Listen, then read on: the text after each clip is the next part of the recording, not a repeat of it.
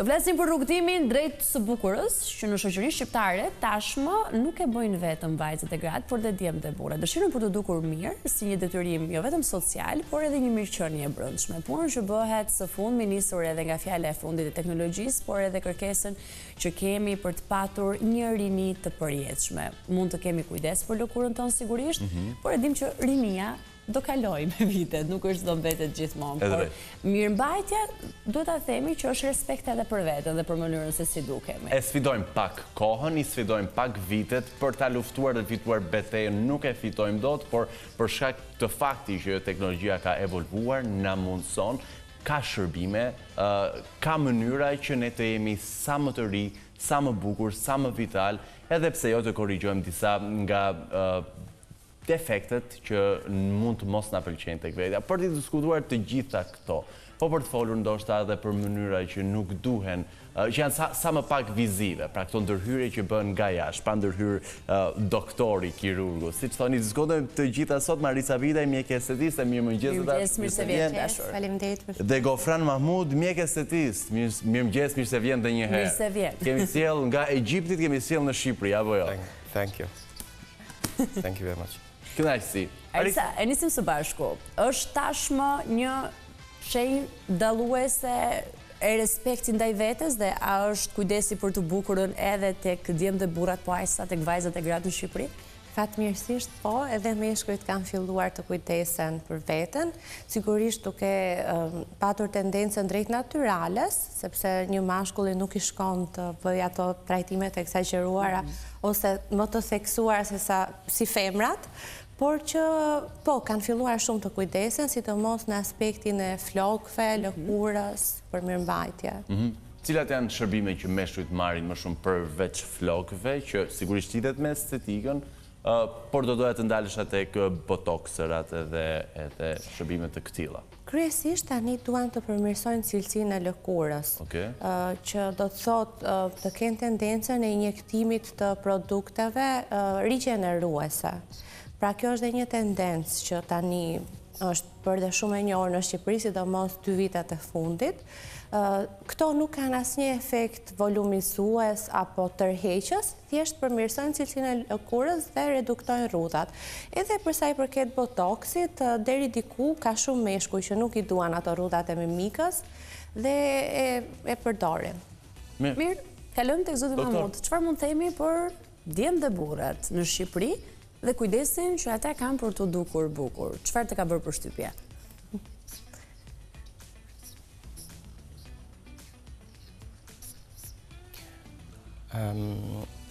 Actually, it's very similar now regarding the beauty aspects and requirements, because most of the people now, even males, are looking to do for them aesthetic and madje edhe meshkujt janë shumë të kujdesshëm rreth ndërhyrjeve kirurgjikale. Take this into a psychological disorder level of seeking perfectionism. Nuk dua ta kaloj në nivelin psikologjik, sepse last year like 10 new psychological diseases. Vjet kemi pasur të bëjmë because they are reducing.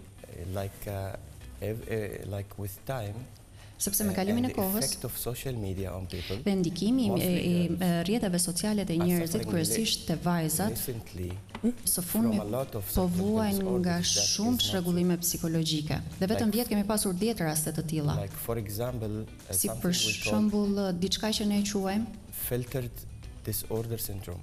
Sindromën e çrregullimit të filtrave. And they got to believe themselves on the filter and don't believe themselves on the true identity with the imperfection as we are. Pasqyrimi asaj që duken përmes filtrit dhe jo identitetit të tyre të vërtet.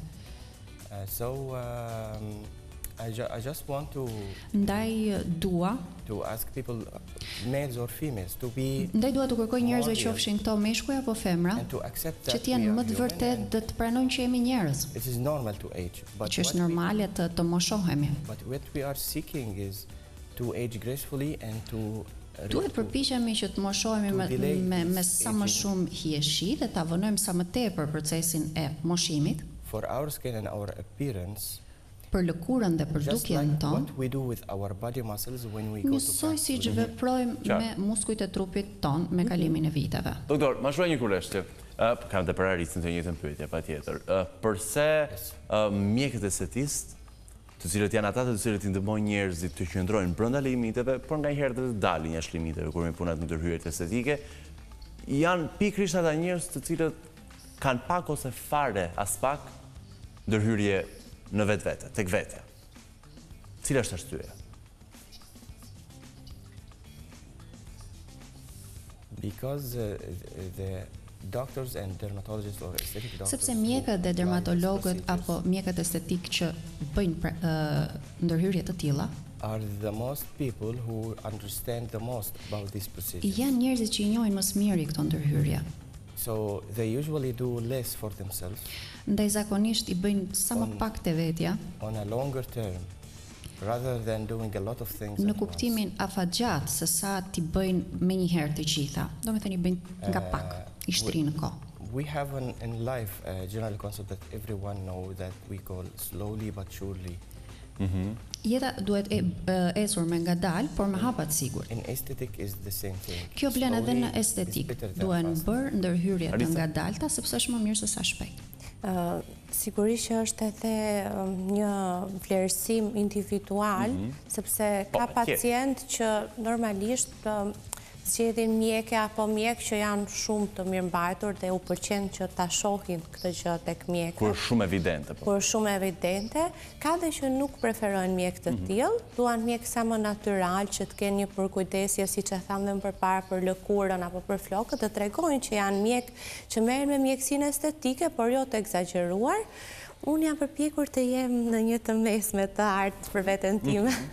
Ja, se për shumë në qoftë se lëkurën tënde, edhe nuk ka si tjetë ndryshe, është nga ato lëkura që zakonisht realizojmë përmes filtrave që doktori përmendi pak. Faleminderit, më ke bërë një kompliment shumë të madh. Nuk më duket vetja aq e bukur, po faleminderit shumë. Lëkura është shumë e pastër, kjo tregon atë dëshirën, dashurinë që njeriu ka për të Po, përpiqem edhe unë që të mirëmbajmë, po pa u eksagjeruar, sepse kur thatë doktori ne të gjitha këto shërbime i dim se si funksionojnë, i kemi dhe aty dhe jemi mësuar tashmë, kështu që. Zoti Mahmud, çfarë mendon se po bëjnë gabim vajzat shqiptare në këtë rrugën për të qenë perfekte?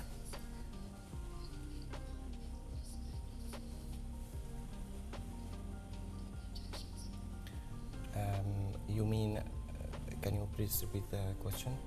Ndryshimet që vajzat shqiptare bëjnë për të dukur perfekte, për të dukur si me filtra që ju përmendët pak më parë. Ku mendon se po gabojnë? It's not the Albanian girls, the whole world. Nuk ka të bëjë vetëm me vajzat shqiptare, ky është një fenomen botror. All girls now is suffering because of these social media. Të gjitha vajzat po vuajnë për shkak të filtrave të rrjeteve sociale. Even the most famous actors on the whole world. Këtë e bëjnë edhe aktorët më të famshëm në botë. Imperfections with the skin, it's normal. Kanë probleme me lëkurën, është krejt normale. If they are doing this for themselves, nëse bëjnë për veten e tyre, we don't have problem. Nuk ka kurrë probleme. Moving herself for herself. She will accept whatever tregon që e pranon veten për atë që është. That they are seeking to do this. Por problemi vërtet është që mundohen ta bëjnë këtë për të pranuar nga të tjerat, që është problemi kryesor në këtë mes. And I want them to understand that we as men, when we like someone or when we love someone, we don't care about the skin or the white balls. Ne si burra kur duam dikë nuk është se na intereson lëkura që ka. Nuk është ky problemi. To seek being more beautiful. Është normale të duash të dukesh më bukur. To do frequent and sequenced follow up with your esthetician. Është normale që të ndiqesh vazhdimisht tek estetisti që ta mbash në qendje të mirë lëkurën. Don't seek to change yourself. Po mos u mundoni të ndryshoni veten. Rather than to improve yourself. So kur duhet ta përmirësoni veten, dhe qëllimi jon është mirëmbajtja, mjekësia mirëmbajtëse se sa ajo ndryshuese, se sa ajo estetike le të themi. And the difference here that ndryshimi është që with regenerative anti-aging medicine we work on the quality. Me mjekësinë kundër moshimit ne merremi me cilësinë e lëkurës. While in aesthetic medicine, kurse mjekësia estetike merremi me volumin dhe me formën. Arisa, Duaj një koment për vajzat shqiptare, vajzat e Shqipërisë, për vajzat e Kosovës gjithashtu, dhe për trendet që këto të fundit të ndjekin. Mos të është dëshira për të ndërhyrë nga njëherë kaluar dhe limitet, në gjanë pak me trendet e lindjes, pak nga Bullgaria, pak nga Rumania. Si e ki parë, sepse ti e në kontakt për dit me gocat edhe arrin të kuptosh e mendësinë e tyre dhe se si duan të shohin vete. Ne, si shumë shtetet të tjera, ndikohemi nga rrjetet sociale dhe nga yjet hollywoodian. Sigurisht që ka qenë kjo tendenca për të pasur tipare të theksuara dhe të eksagjeruara. Një pjesë vazhdojnë, t'i kërkojnë këto dhe unë nuk pranoj realisht, sepse dua që kur të shikojnë që është puna ime, të duket diçka e bukur dhe jo diçka që nuk i shkon asaj fytyre. Por tani së fundmi edhe në Hollywood shumë yje kanë filluar të shkrinë të gjithë fillerat, të bëjnë lifting që të duket sa më natural, që quhet mini facelift, dhe vajzat tani kam shumë paciente që vinë dhe i heqin fillerat e eksagjeruara, i bëjnë nga fillimi në një sasi shumë më të reduktuar, ose kanë tendencën të përdorin këto produkte për injekcion për mjekësinë rigenerative, që tha dhe doktori. Mosha më e re, me të cilën një ndeshur Arisa që ka dashur të bëjë një ndryshim tek vetja? Më e reja ishte para disa javësh nga Italia, ishte shqiptare, 15 vjeç, donte të bënte buzët dhe hundën. Realisht, unë nuk pranoj në 18, por erdhi me maman që firmosi konsentin, i bën vetëm pak buzët, sepse në atë moshë nuk e di se çfarë kërkon nga vetja dhe nuk dua që të eksagjerojnë me kalimin e viteve, ndërsa hundën jo, sepse hunda zhvillohet 18 deri 21 vjeç, kështu që i thash nuk e prekim hundën. Ndërsa ti momenti duhet. Do të tregosh nga histori që të kanë ngelur në kokë, me një vajzë apo çun që ka dashur të kaloj përtej limitet. Ishin dy vajza nga Kosova. Ka shumë historira. Po, s'ka gjë. Së fundmi. Po, së fundmi, rishtas. Që i kishin buzët tepër të eksagjeruara dhe i pëlqente vetja, unë i thash që mendoj se i ke shumë të eksagjeruar, dhe kishin injektuar në buzët e tyre filler trupi, që është një indikacion shumë i gabuar, sepse je probleme të ndryshme me kalimin e kohës, por ato ishin në rregull me këtë. Dhe çfarë donin të bënin, të rrisin akoma më shumë volumin? Po, donin të rrisin akoma volumin, por nuk pranova sepse nuk ishte vend për injektim aty. Deri ku shkojnë buzët, në qoftë se mund ta lokalizojmë, domethënë? Po, dalin, zgjerohen, dhe s'madhohen shumë, janë si meme, si... Po. Pra, është një migrim? Një migrim, po, shumë i dukshëm. Por që hynë tek e shëmtuara, pastaj. Me thënë, së një pjesë shumë të madhe të fytyrës. Zoti Mahmud, një koment për këtë që po flasim? Egzagjerimi që bëhet ndonjëherë edhe në pjesën e buzëve? Yeah, this is also a psychological disorder. Edhe ky është një çrregullim psikologjik. Body dysmorphic syndrome. E quajmë sindromën e fytyrimit trupor. Që fillojnë të kërkojnë diçka që vetëm ata e duan. Pasi gjithë të tjerë nuk e kuptojnë se çfarë duan. Për shembull, vinë dhe kërkojnë që buzët të jenë më të mëdha, kur të gjithë e shohin që buzët janë jashtëzakonisht të mëdha, por të zonjës punës i duken vogla. Ndaj është më shumë çrregullim psikologjik. Ndaj shkenca e dermoplastikës po i kushton më shumë rëndësi studimit të kësaj pjese, ndaj mundohemi më shumë të kurojmë pacientin për problemet psikologjike se sa të merremi me ndërhyrjet estetike. Unë kam një pyetje të fundit, por e kam shumë të rëndësishme, sepse po shohim trendet kohët të fundit, ndjesë ndërhyrjeve dhe përkthesës.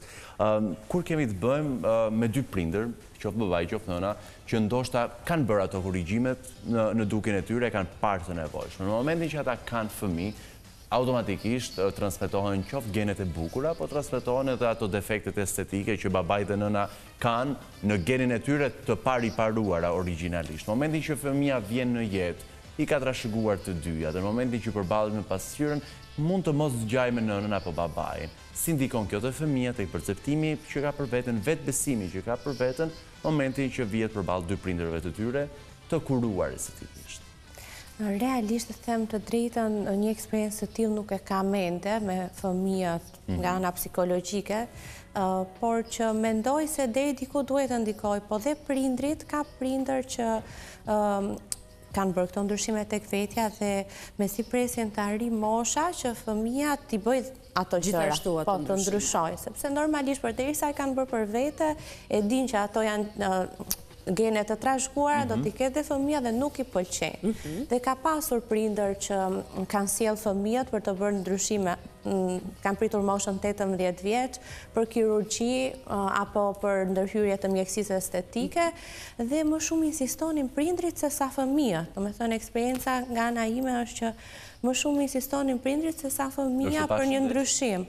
Po, dhe unë mendoj se kjo ndikon negativisht dhe i kam thënë prindrit që nuk duhet i thuash ashtu fëmijës tënë, sepse i ul vetbesimin, sepse janë në një moshë adoleshenciale, 18 vjeç, dhe automatikisht nuk do ketë më vetbesim me kalimin e viteve, nëse gjatë gjithë kohës e imponon, bëj këtë, bëj atë, rregullo, nuk dukesh bukur. Akoma ekziston ajo shprehja, është pak vulgare, më mirë ëma se e bija. Ka ndonjë rast, kështu. Ka ndonjë rast, ë? Doktor, gjithashtu një koment për çka tha Arisa deri më tani? In the Middle East, in our countries, në lindjen e mesme, ose në vendin tonë, mendoj se ndërhyrjet estetike janë më të famshme dhe më të kërkuara se sa këtu. Edhe pse ju mendoni që vajzat shqiptare kërkojnë ndërhyrje estetike, por në vendin tonë, kryesisht në zonën e Qirit, janë shumë përhapura. Themi që nuk ka një vajzë të vetme që nuk bën sot fillera. Madje kanë nisin që në para moshës 15 vjeçe dhe prindrit e mbështesin, nuk kanë fare problem që të bëjnë buzët, ndërhyrje në fytyrë për shkak se bëjnë të gjithë. Ndaj po shndërrohet në një normë sociale për të bërë ndërhyrje të tilla. Ndonse nuk është veprim i duhur, duhet të diferencojmë anormalitetin që duhet kurojmë sepse është një problem. Sepse nëse një vajzë ka një problem me hundën, ose një sëmundje me buzën, apo një devijim në fytyrë,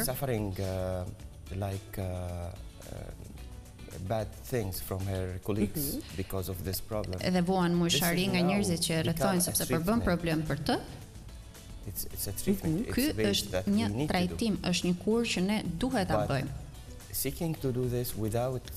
Por që të mundohesh ta bësh të pa pas asnjë lloj anormaliteti apo shqetësimi, nuk duhet të praktikohet në këtë moshë. Zoti Arisa, ju falenderojmë shumë për këtë bisedë. Është shumë kresi, ju kemi në studio për të kuptuar se përpara se të duam të ndryshojmë veten, bëj mirë që së pari ta duam, edhe më pas të kuptojmë se ka vërtet një problem real aty për të bërë një rregullim. Shkojmë në jepshë publicitare, kthehemi vetëm pas pak edhe vendosim përballë programet ekonomike të partive respektive.